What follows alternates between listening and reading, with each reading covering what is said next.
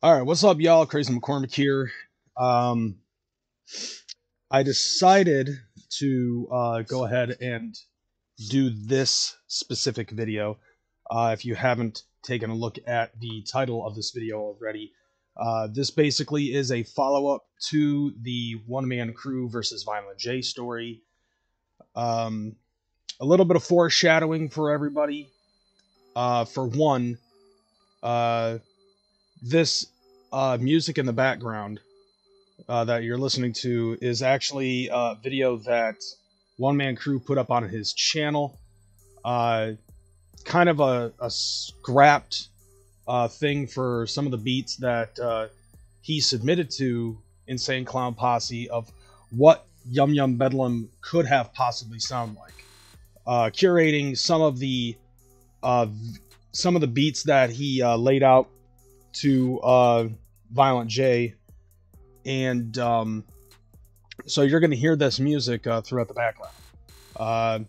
One Man Crew selected what he felt was the best 17 tracks of this, and who knows, these beats might end up being used on the upcoming album that One Man Crew is putting out on 420. You'll see a flyer for that. But so basically a little bit of foreshadowing. One Man Crew ended up doing the live stream where he was standing on a street corner in Farmington Hills, Michigan. You probably saw my reaction video to that live stream that he ended up doing. And I've been seeing a lot of people have kind of come to their own conclusions, and they have come up with their own speculative thoughts based off of the things that they saw, things that I had said. One Man Crew himself ended up actually hitting me up when I premiered this video, and he was in my chat, chatting it up, and you know, I have to say I'm very thankful to my fans here on YouTube. You guys didn't give him too much shit. You know, most of y'all pretty much kept kosher with him and kept it real with him, and I did the same thing. In my live chat during that premiere for my reaction to his live stream, he told me to hit him up. And so I did that. I hit him up on Facebook. He and I had a very good talk. And he actually was grateful that I didn't, you know, hit him hard with a fucking hammer to the face. And I told him I'm not going to do something like that. You know, all I can do is is give my thoughts on whatever information is provided to me at the time. And that's something that he understood. I didn't know anything about any of the background beforehand and stuff like that. And there are quite a few people that actually really fucking took what he did as kind of a clout chase.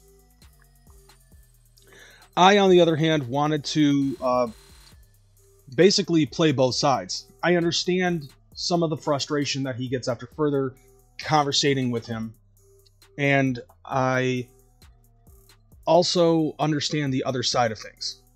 I tried to base it off of what I had seen with what he was doing, and basing off of things that either I know or I think I know about Violent J or Joe Bruce, depending on how you want to look at them.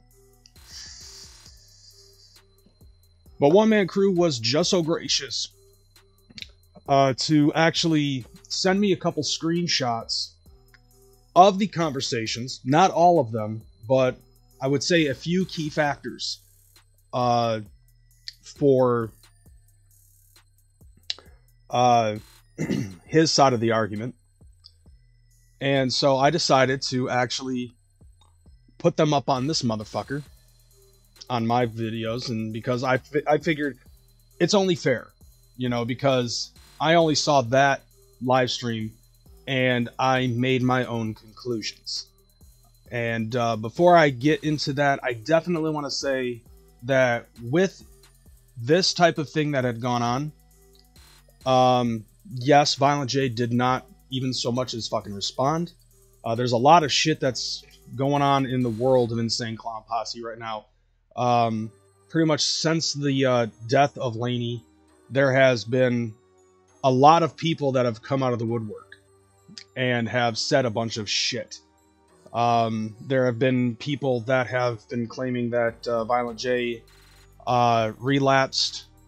There was, I believe it was Shaggy 2Dub's wife who was on Facebook, ended up saying that it was because of Blase Rose that Joe was introduced to H. And rumor had spread around that after Jay found out about his, about the death of Laney, he ended up relapsing. And that's what put him in rehab. After that, surprisingly, fucking, Shaggy and the Creep Show ended up fucking splitting ways. So Creep is doing his own thing, Shaggy's doing his own thing. Shaggy had recently fucking posted, I'm basically spitballing at this point. He also talked about the split up and in a recent Twitch event. Shaggy ended up explaining that. There was also like a troll video that was called an unauthorized documentary about Violent J, which which pretty much spun the entire Juggalo community in a whirlwind of what the fuck. And then this thing happens with One Man Crew. It just seems as if Violent J, and it's always Violent J. It's never Shaggy. It's never, it's either Insane Clown Posse or Violent J. But it's always Violent J, especially when people are talking about Insane Clown Posse, this and that. Oh, I don't mean Shaggy, I mean the other guy. It's always Violent J that is getting attacked. Which is why I ended up saying stuff about fucking Sasha Doll and some of the other fucking people. Isham, who had talked about that other shit. But then, after all of this stuff, it's like Violent J is getting pounded left and right by all of these other means while he's in rehab, and he can't say shit back. And then this One Man Crew thing happens, and it's like, what the fuck do you expect people to think when your shit, which, yes, has absolutely nothing to do with any of the other stuff that has gone on since Hallowicked, and then this pops up, it's just like, kick the man while he's down. That's not fair. That's not right. Timing is pretty fucking bad. But nevertheless, One Man Crew has definitely put a spotlight on himself, despite the actions that he did, which I still feel is quite questionable. Could he have gone a better route with anything? Possibly. And some people do tend to agree with me, but then again, I'm a very passive person. I do my best to try to make sure that shit like drama tries to just flow like, water off a duck's back with me. It was very easy for me to basically dismiss a lot of fucking personal drama and try to keep my nose out of that type of business. And could this be considered drama? Sure. But also at the same time, this channel has always been Juggalo oriented, and I try to do the best that I can to talk about Juggalo related things. So moving along, if you haven't fallen asleep or left the fucking chat because of my yammering, let's go ahead and get into the slideshow. So this is a bunch of stuff that One Man Crew had sent. It's conversations between him and Joe Bruce. Most of them are text messages, and that's actually not the one that I wanted to start off with. Let's see if I can find the right one. Yes. Okay. My apologies for that. So this is I'm going to have to say this. You can go ahead and read some of this while you're at it, but I'm going to explain this. When One Man Crew sent me all of these screenshots, they were hellified fucking out of order. So I actually had to take a little bit of time to piece them together. And it took me about an hour to actually perfect this. I was going to try to use this on VLC, but then I decided, fuck it, I'm going to use an image slideshow. So these are how the fucking things are fucking done. This is the very, like, chronologically speaking, this is the very first, there it is. This is the very first message, screenshot between him and Joe Bruce. So he says, "Hey Joe, this is Anthony, one-man crew. I live in Guam right now, and the time difference is insane. So I hope I'm not texting you too early." Now, one-man crew did actually say in his stories, which he has said on Spread the Dead, Deck One Dealt, brother, you've been on way too many fucking shows. I can't fucking keep up. And, you know, he did actually say that he had to move from Guam to where he's at right now. I believe it's Lima, Ohio. So, you know, like, that is fair and true. So, this was dated September 21st of 2020. I believe that was about a year prior to Yum Yum Bedlam's release. Jay finally hits him back and he says, "I'll hit you back after I've heard the beats you sent." Then he messages about 7 or 8 hours later and he says, "Hey, we listened to the beats you sent. Pretty dope shit, but we didn't hear anything we want to use. For us, there was too much piano and then it says one of two. Which basically that means that the text message string that Jay had sent, part of it ended up fucking being removed.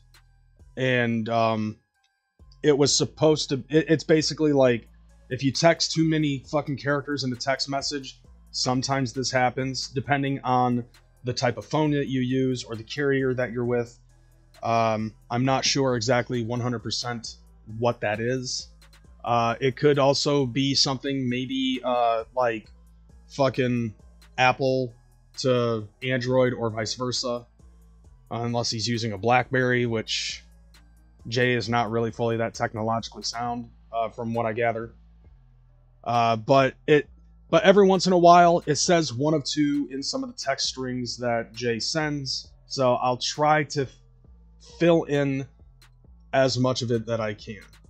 So for us, there was too much piano, and the something was too busy for us in most of the beats. I'm probably assuming he means the hi-hats. If you listen to some of these beats, they do have a lot of like 64th note hi-hat, and it seems like there was a lot of it. There was one we really liked though, and we're gonna keep listening to it and see if any ideas, one of two, and to criticize. And this was a very long one. He didn't send me the elongated thing, but then he ends up asking about what one of two means. And Jay doesn't know what he's talking about, because Jay's not writing one of two. You know, he's writing a fucking great wall of text. He's texting a TLDR. He's basically trying to text One Man Crew the next fucking series of, what the fuck was it called? The Weekly Freakly Weekly. You know, you know, Jay's trying to fucking text One Man Crew the Weekly Freakly Weekly, and it just keeps on posting one of two in the middle of the fucking meat and berries of the shit. So then he says, "For some reason your text came through on like this on my end," and then he copy pastes the specific part where it says one of two. So Jay says that the kick drums were too busy. So he says, "Yes, sir, understood. Which one do you guys like? I can make adjustments to your liking." So, you know, obviously we've established now that yes, it is in fact true. One Man Crew and Joe Bruce were talking back and forth with each other about the beat that he selected, you know, about this. So it is confirmed there is at least one beat from One Man Crew that Insane Clown Posse likes. Which one do you guys like? I can make adjustments to your liking. Well, we might not need to change the one we like. Give us a couple of days to play it in the car and shit. So they want to see how, like, the bass and how everything sounds in the car. You know, a good portion of things that you want to hear is, like, stuff like that going on in the car.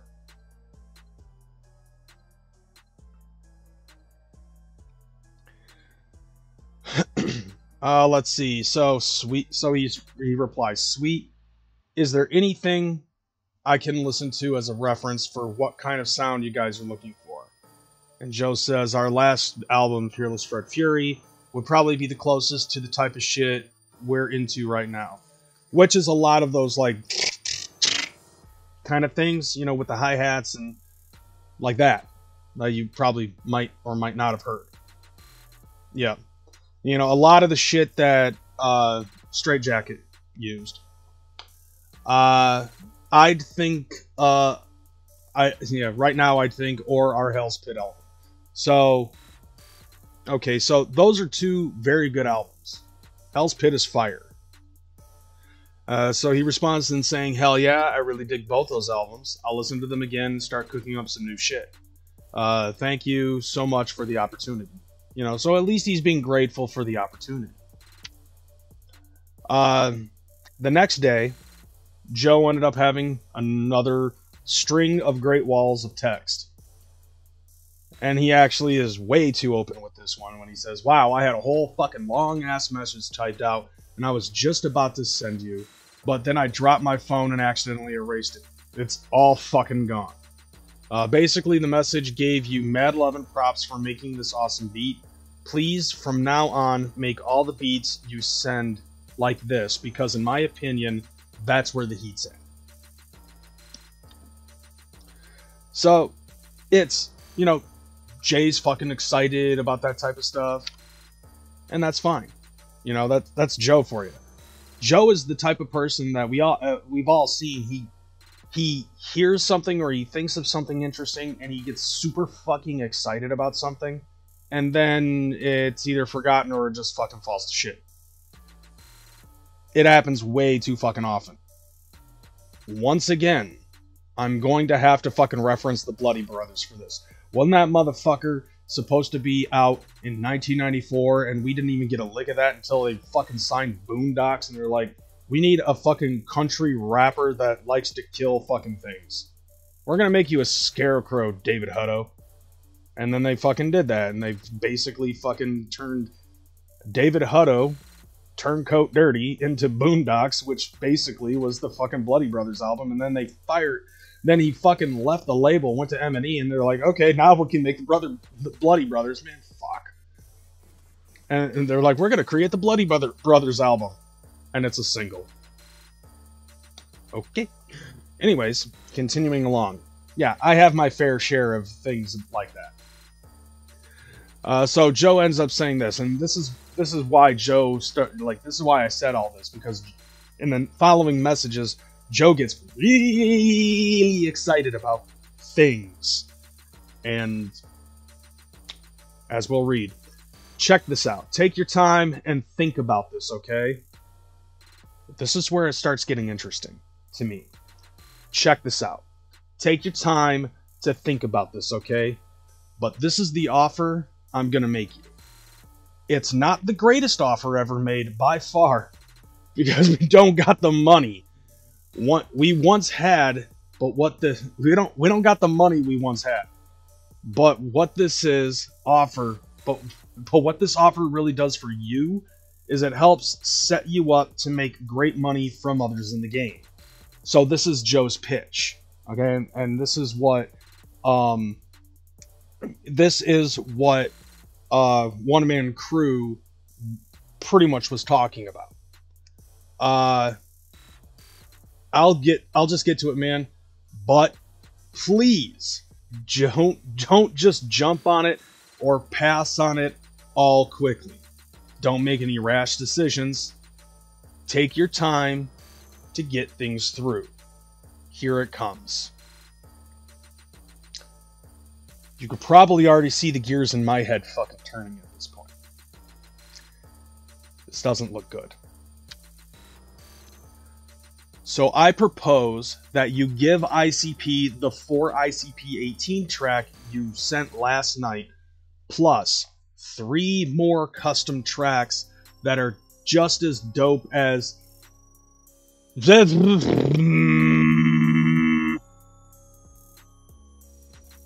Did Joe fall asleep on the M key?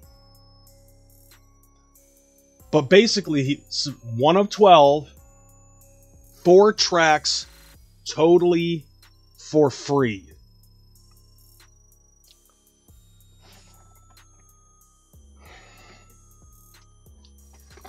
Where's that red flag I'm looking for?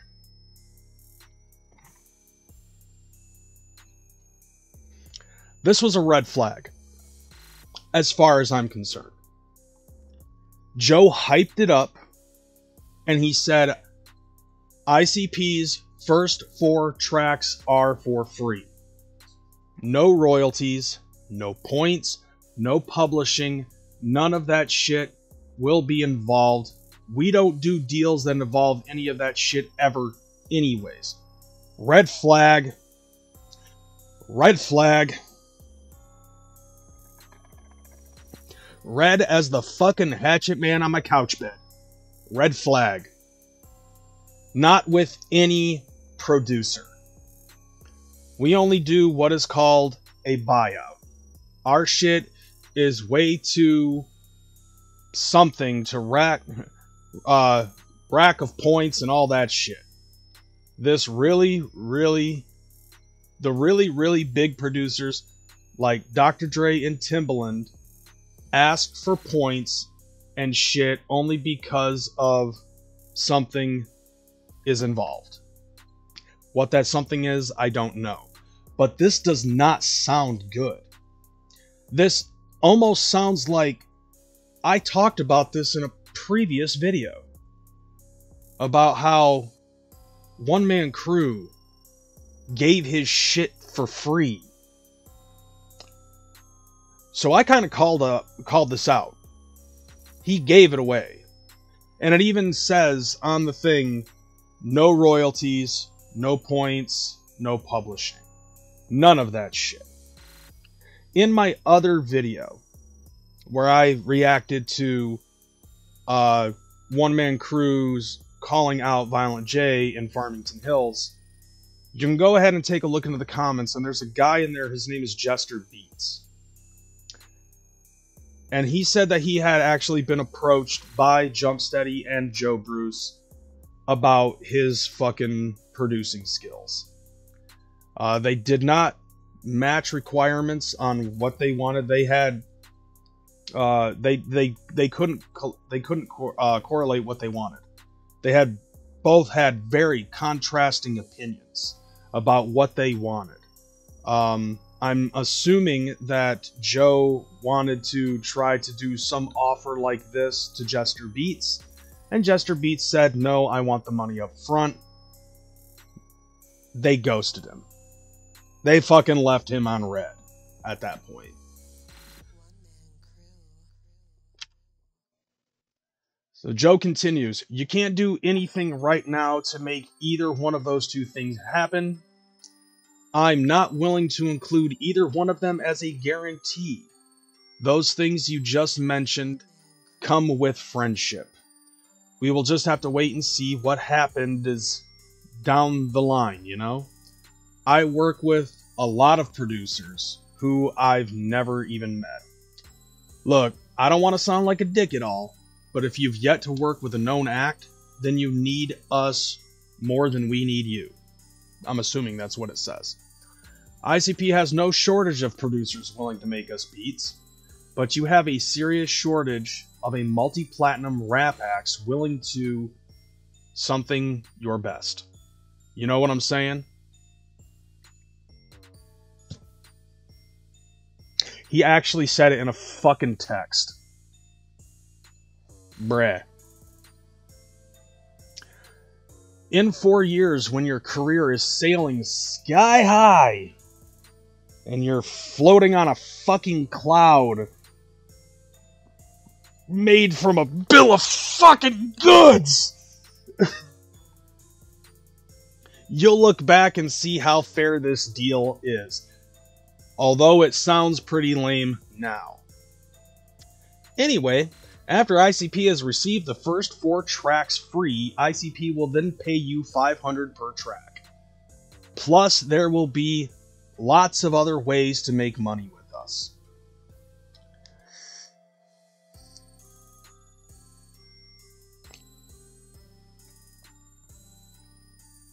Red flag. Lots and lots of red flags. I need somebody to fucking hold 2 red flags and try to land a plane behind me at this point. This is a shitty deal.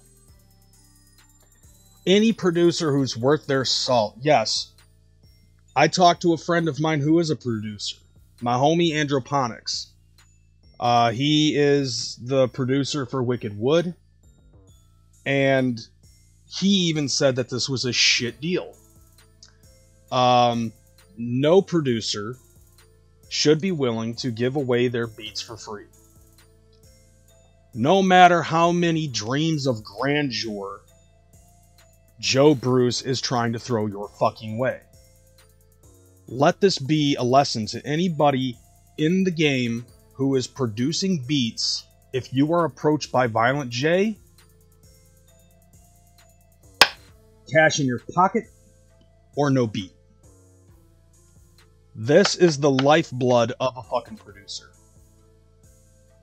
Joe could give you $100 for a fucking beat. Be happy with that. Depending on your skills and depending on your purchase history. There is no fucking way, if I was a producer, still, because I have produced my own shit and I'm terrible at it. But even as shitty of a fucking producer that I was back in the day, because I used Sony Acid Pro, the trial version, if I even made so much as a fire fucking beat, and Insane Clown Posse was like, "Can you make 3 more of these and give them to us for free?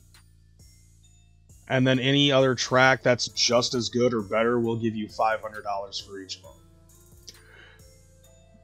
No.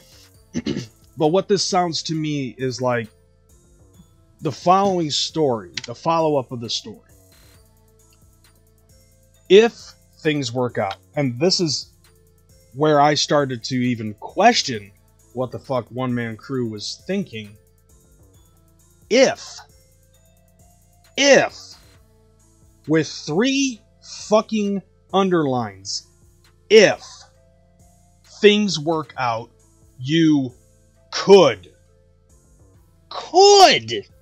with 3 fucking underlines underneath the words if and could, even earn a spot in Psychopathic's new 4-man super producer team alongside Shaggy the Airhead, Devereaux, and somebody else that got covered by the horrific one of 2, which will be called the 4 Horsemen of the Metropolis.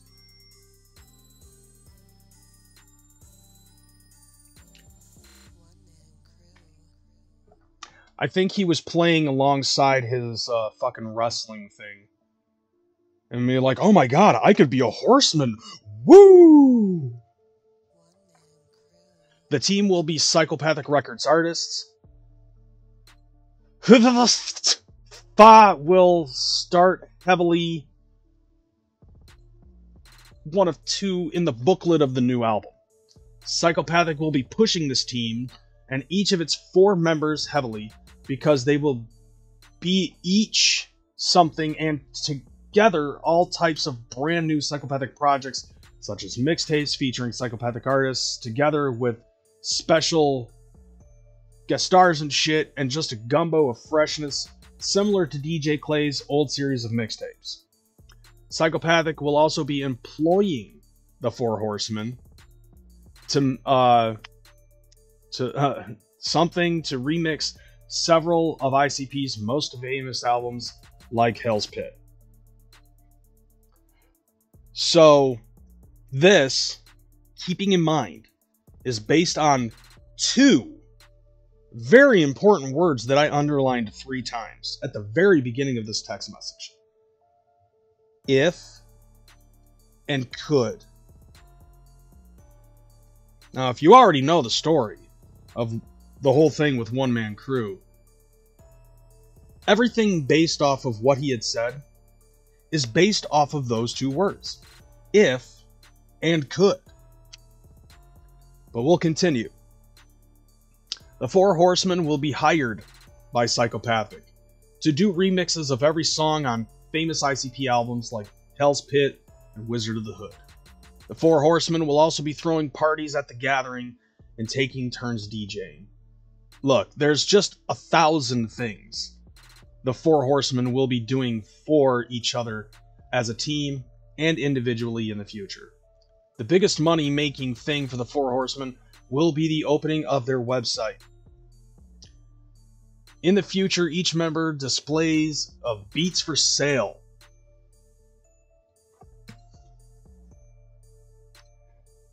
You mean like Otis? Before he fucked your niece? Anybody remember that? Remember? This was an idea that he wanted to do back in 2015. He wanted to open up a website so Young Wicked, who produced The Marvelous Missing Link, Lost and Found, could produce the fuck out of this shit and sell his beats online. Here we are 8 years later, and he's still trying to fucking do that shit. One more thing you need to do is create a fresh ID tag to put at the intro and outro of all your beats so people will know whose beat it is. Anyway, I gotta go to bed. I haven't heard any other new beats you sent yet, but I will today. Yeah, man, so that's basically it. I know you ain't worried about the first 4 tracks, worried about shit. The first 4 tracks will be free, and then we pay you $500 per track. For all the other stuff you hope to do, all I can tell you is this. Out of blah, blah, blah, blah, opportunities come to those hanging around. The more you're hanging around us in the D, the more we'll get to know each other, and we'll be teaming up with projects together. So basically at this point, like, okay, I'll have to agree that the best fucking synopsis about all of this is that Joe was dangling a carrot in front of One Man Crew. Kind of hyped him up. But at the same time, I feel like One Man Crew read all of this wrong. And he took it without the if and could. And he felt like that this was pretty much a guarantee. You sound very talented, man. Plus, you're a wrestler? Shit. You seem like a go-getter, bro. A chaser of dreams. I admire that shit, which is very understandable, because Joe is the same way. I mean, take a look at this. Like, he built this entire fucking Juggalo world off of his own fucking blood, sweat, tears, jizz, and all the other stuff. Any other fucking fluids that he can secrete out of his body. He built this Juggalo world with it.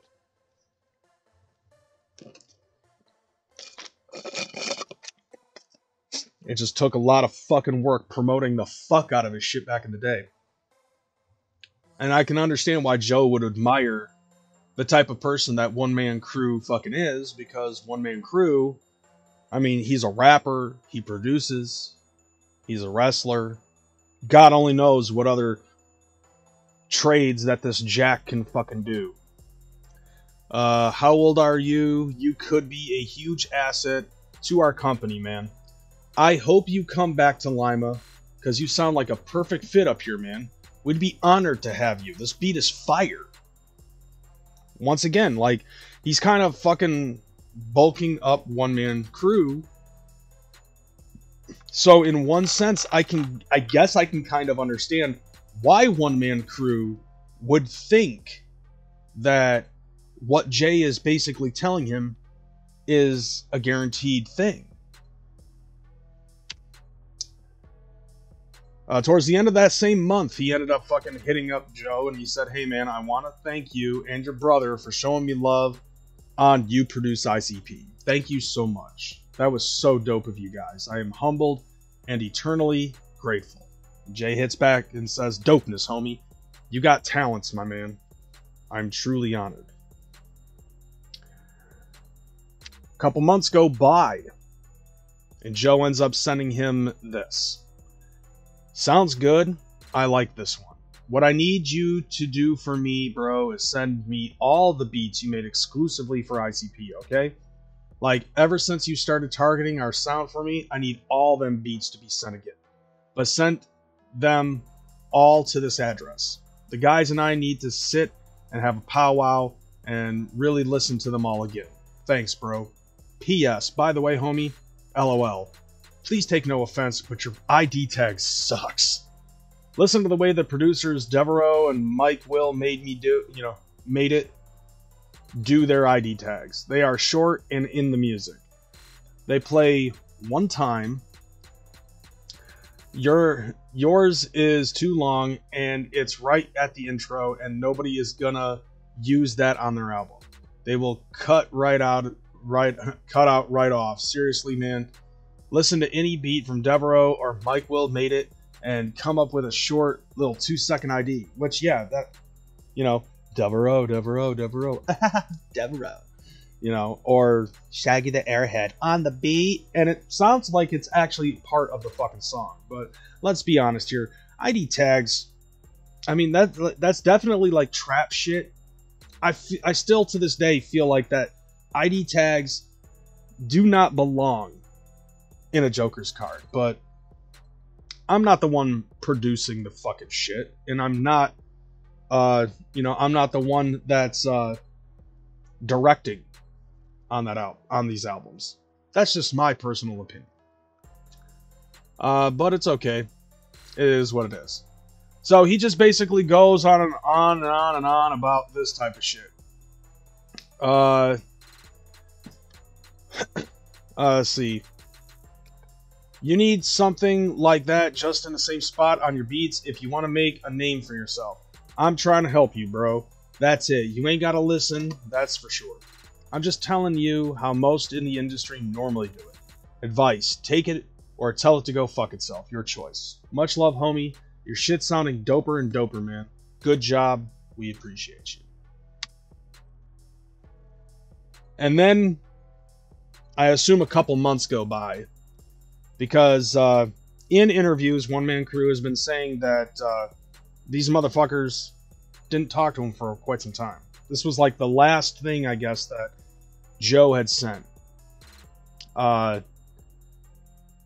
until this point in time,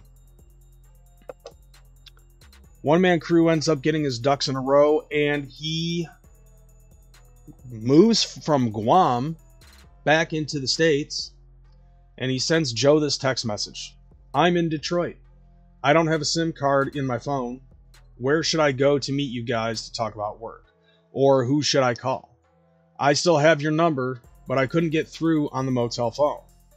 I'm at America's Best Value Inn, Romulus, room 506.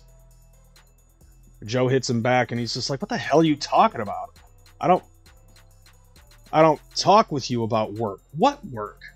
We ain't hiring anybody, which, if, at this point, two things that popped into my head. One, I remember one of the interviews, one of the seminars at the gathering, and Joe ended up fucking announcing that they weren't able to hire any new people. No new artists, no new producers, nobody in the field work, nobody in the fucking office, nobody in the warehouse, nobody. They weren't able to afford anybody new. And that the team that they had at that point, ICP, Ouija Mac, Big Hoodoo, and Light, were the only artists that were going to remain on Psychopathic. Light ended up fucking leaving, and he formed Monstar. Hoodoo ended up leaving, and he started Eardrug Music. I keep on hearing everybody saying eardrum, but it's Eardrug Music. Drug! And Ouija Mac started Studio 17. So all that's left is Insane Clown Posse. Since then, Insane Clown Posse ended up having their warehouse sale and closing out all of their shit. They sold Hatchet Gear, and now everything is made ready to order on some shit website. They're doing all of the fucking music in Joe's fucking garage. As dope as it sounds, that's where they're recording now. No more Lotus Pod Studio.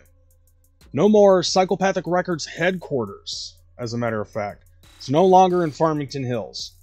It's in Joe's fucking garage. Now, the Four Horsemen of the Metropolis was basically a dream idea because Shaggy the Airhead and Devereaux, and I guess maybe even that Mike Will made it. Those guys are dope fucking producers. And so I think this was just like a fucking idea that Joe had and he fucking never went through with it. That's how I'm kind of seeing that shit. And he might have changed his mind, and they might have found out, and they might have realized that they don't have the fucking affordability, or availability even, to do the Four Horsemen of the Metropolis thing, and they just never fucking told One Man Crew. But at the same time, One Man Crew jumped the gun as far as I see this. I feel like that based off of you go back here. You go back here. He ends up Joe said if things work out, you could even earn a spot in Psychopathic's new 4-man super producer team alongside Shaggy the Airhead, Devereaux, and Mike Will made it, I'm assuming, which will be called the Four Horsemen of the Metropolis. If and could. Joe even said before, all of this stuff about the fucking 4 tracks for free. And then every other beat after that is 500. That does not necessarily mean that if you send me 50 tracks, then it could range up to about $20,000. They have to listen to every beat. As Joe had been saying in this entire fucking conversation, Joe and the rest of the team have to listen to each beat one by one, and they will cherry pick which ones that they want to use, which ones sound good to them. You're producing the tracks, yes, but that does not automatically mean that Yum Yum Bedlam is going to be 100% produced by you. They have to pick which beats that they like and which ones that they don't. They might work with just you. They might work with Mike Will made it. They might work with Shaggy the Airhead and Devereaux. Or they might just work with a combination of you 4 or all of you guys. Who's to say? I mean, shit. Hell's Pit, like, you take a look at Shangri-La, was all Mike P. Hell's Pit was done by a myriad of different motherfuckers. It's not all, it never was guaranteed. Nowhere in any of these messages does it say that everything is guaranteed. As a matter of fact, in this message, it says, don't make any rash decisions. And that was October 1st, 2020. Then we fast forward 8-9 months later. I'm in Detroit. Where should I go to meet you guys to talk about work? Was there any fucking parts of the conversation in between that had anything to do with jobs? So this confuses Jay. We ain't hiring anybody. We're not hiring anybody for anything, bro. I don't know what you're talking about. And I know you, and I definitely haven't actually talked about hiring you for anything. Like, basically he's saying nothing was guaranteed. He said if and could, not guaranteed, that you were hired in, come to Lima, come to Michigan. We're hiring you, bro. Guaranteed. It was all based off of if and could. I may have told you you could be very helpful to the company if you were really, really good at all the stuff you claim. I said before I heard any of your beats and saw any of your video work. After seeing your work, I felt you had a way to go. Besides, I texted you that more than 6 months ago, and I definitely never offered you a job or told you to come with us ever. I don't know what made you think we were interested in talking about a job.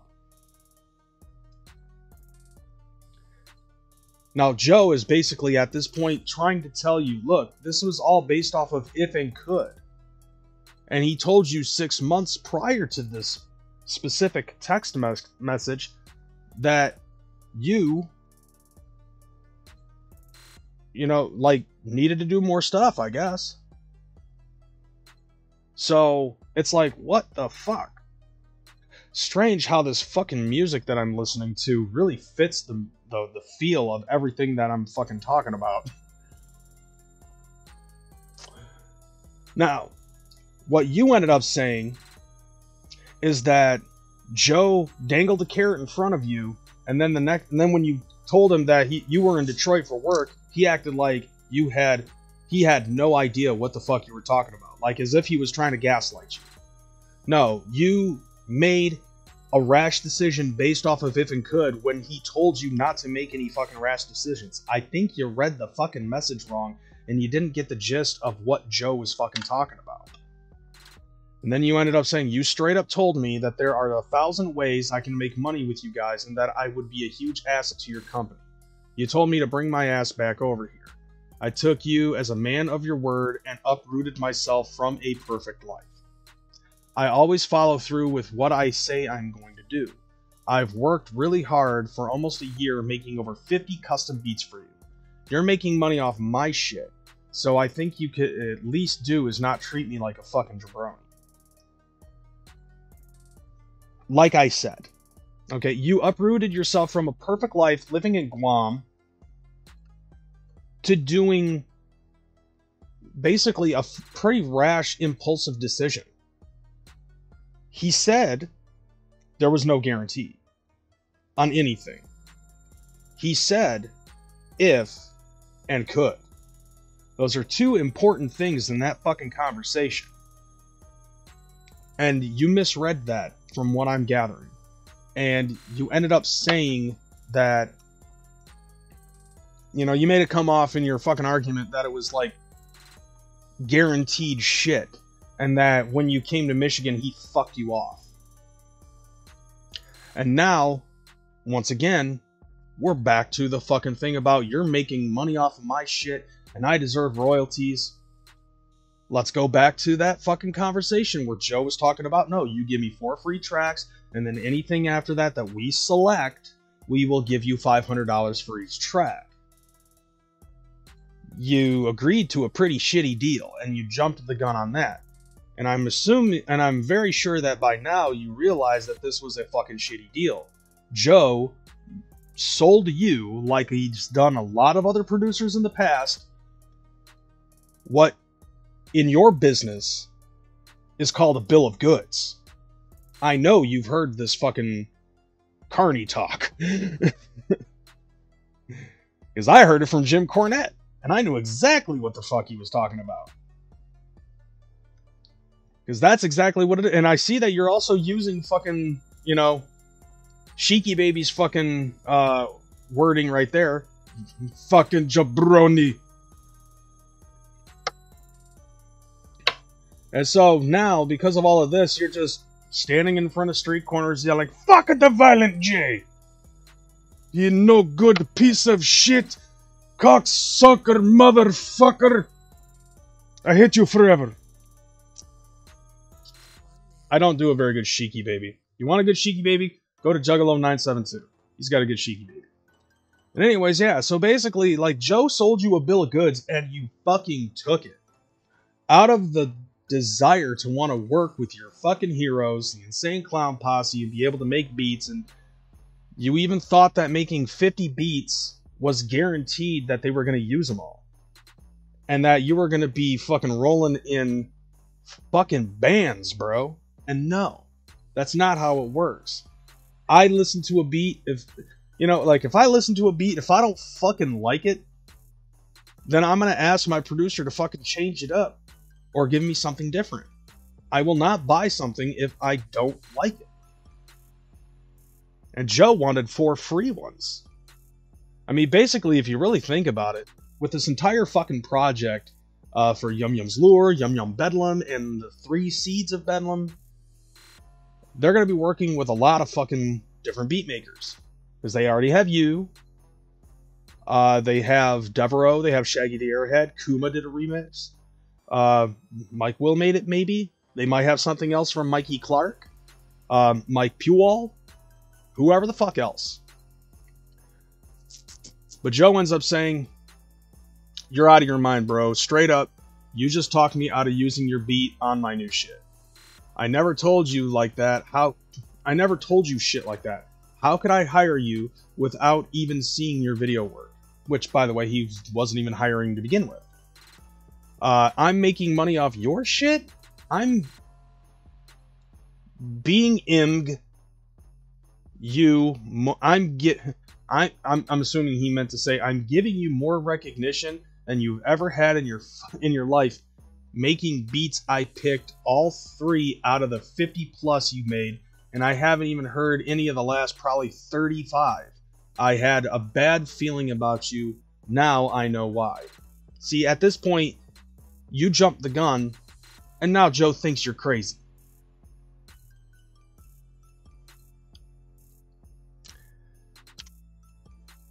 Uproot your ass back to your perfect life, bro.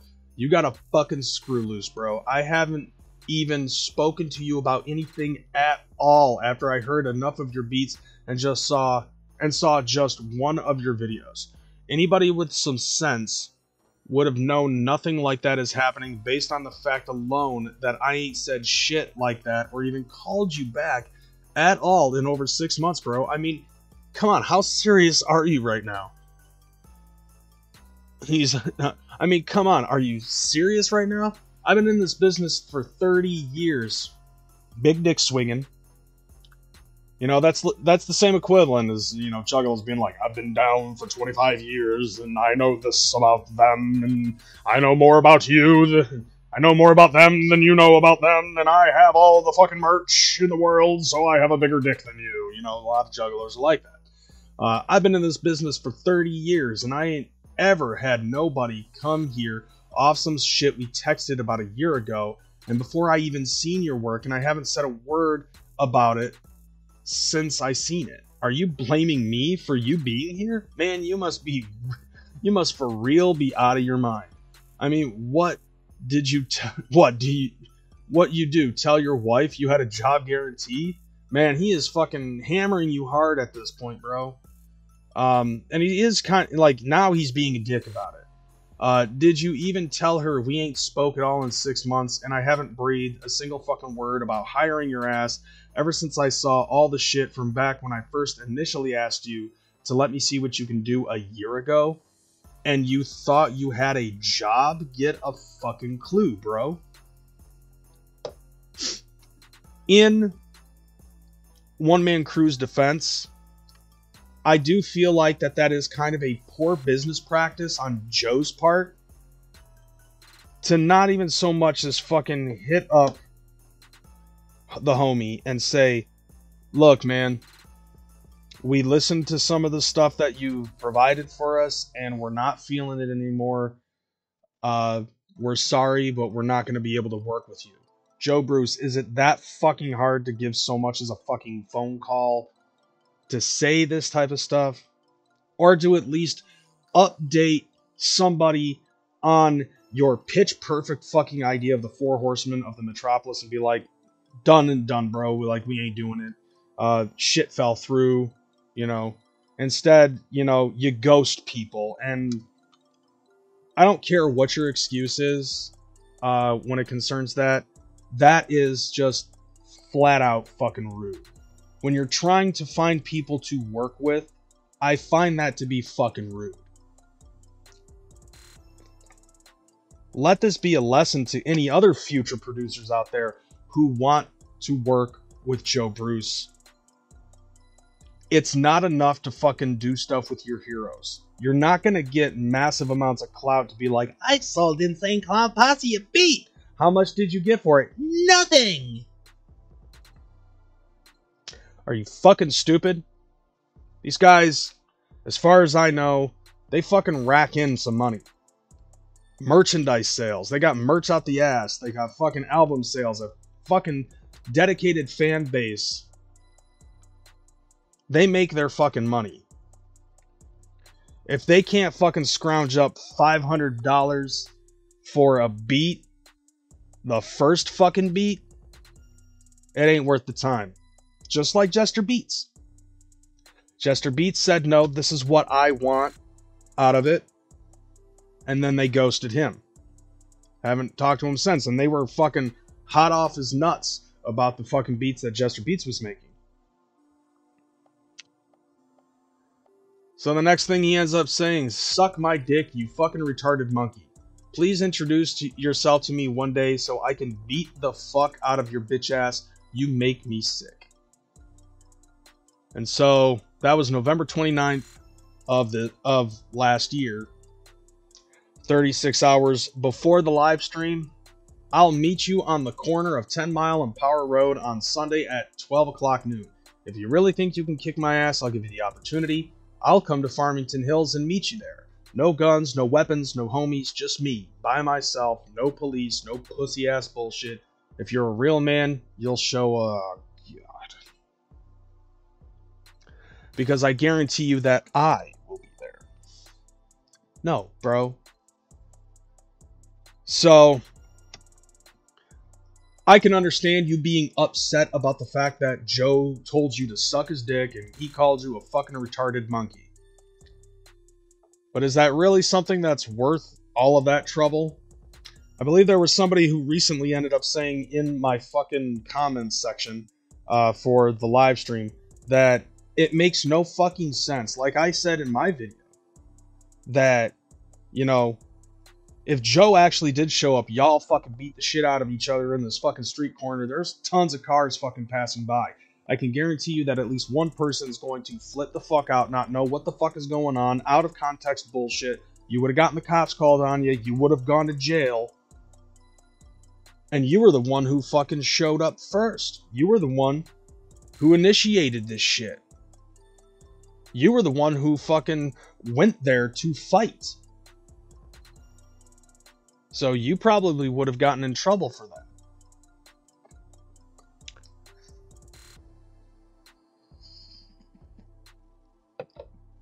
This is one of the main reasons why I fucking said about that shit that it's not worth fucking fighting over. There's really no honor in this.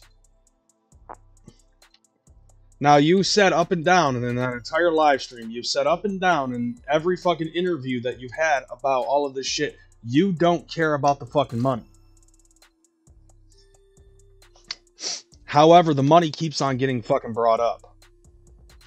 Even in this fucking conversation, you complained about the fact that Joe is making money off of your beat that he gave you for free.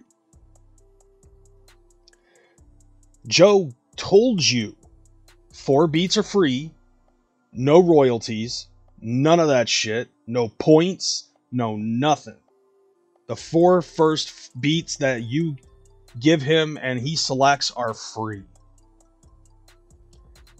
And he only was going to select 2, maybe 3 out of all of 50 beats that you made for ICP. And then because of that, because of all that shit, you jumped the gun, I feel.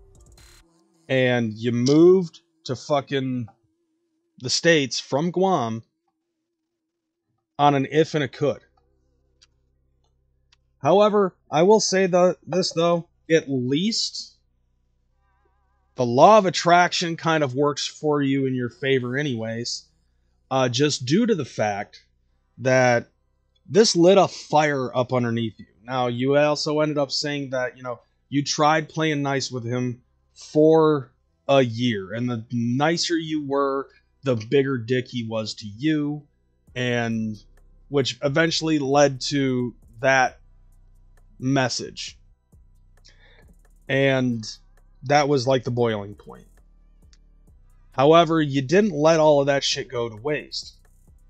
He ended up telling you around this, at this point, he was like, well, I'm not using any of your beats, just the one that we ended up putting on the albums already. Which, by the way, when I was talking to One Man Crew, he ended up saying that, you go into the fucking, you go in the fucking booklet, nothing is fucking put on who did what producing where. And part of that does have to do with the fucking producer tags.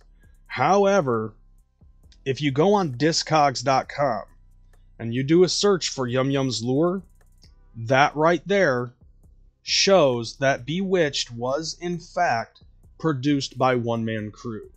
And I believe there was another track that they fucking recorded during one of the Twitch Live boys on ICP Network on Twitch, where they actually said that the beat that they used was done by One Man Crew. However, this was a B-side. They never put it out on any of the albums. It could be for Woe, if Woe actually fucking gets on, gets put out in the ether.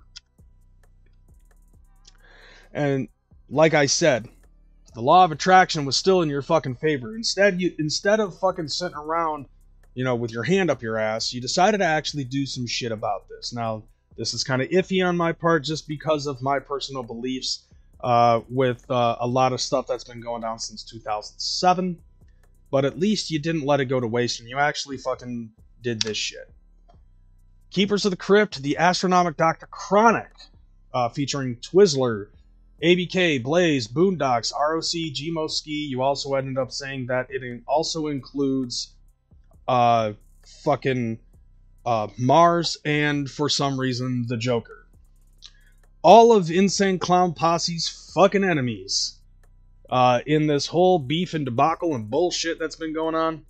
You decided to get featured get features on a variety of tracks, and probably even some of these beats that you did actually produce specifically for fucking Yum Yum Bedlam. Maybe spruce them up a little bit. Who knows? But the new album is coming out 4/20/2023. It is a Smokers album.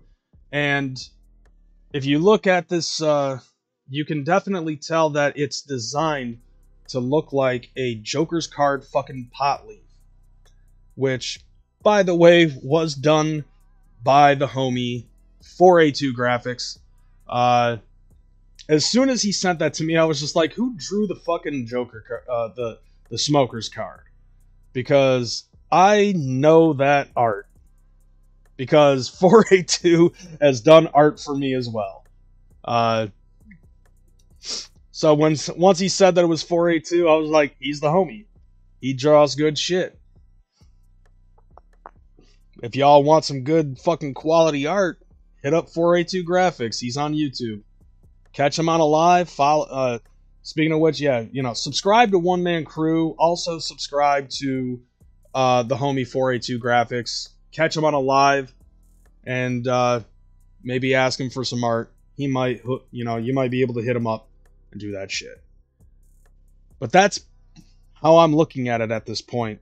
I'm sorry if my synopsis of this entire situation doesn't fit how you wanted it to fit, but just judging by the information given to me now, I literally feel like while you're right in saying that Violent J dangled a carrot in front of you, but it wasn't a carrot, it was a bill of goods.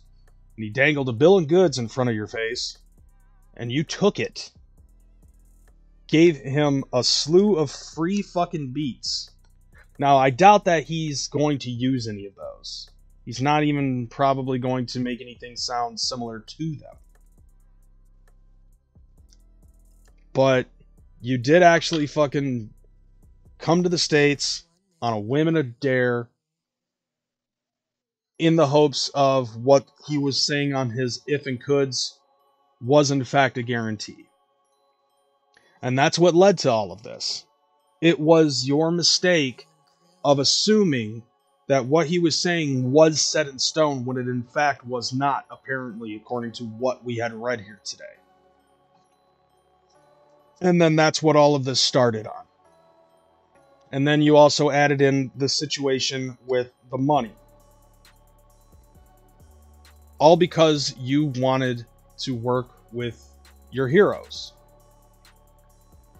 But there is a lesson to be learned with all of this, not just for One Man Crew, but for every Juggalo rapper and producer that's out there.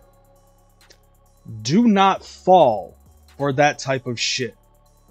You have a price on your fucking beats. You negotiate a price with the clowns. No free shit. And if they have a problem with that, then they have a problem with that. But if they come to you talking about how fucking dope and fire your beats are, then you know it's worth fucking money. And that's my advice to you guys. Let this be a lesson learned. I don't really mean to make One Man Crew sound like a fucking martyr in this situation, but publicizing his mistake is a lesson for every producer in the Juggalo world out there to learn and understand that Joe doesn't seem to fucking play fair ball when it concerns this type of shit.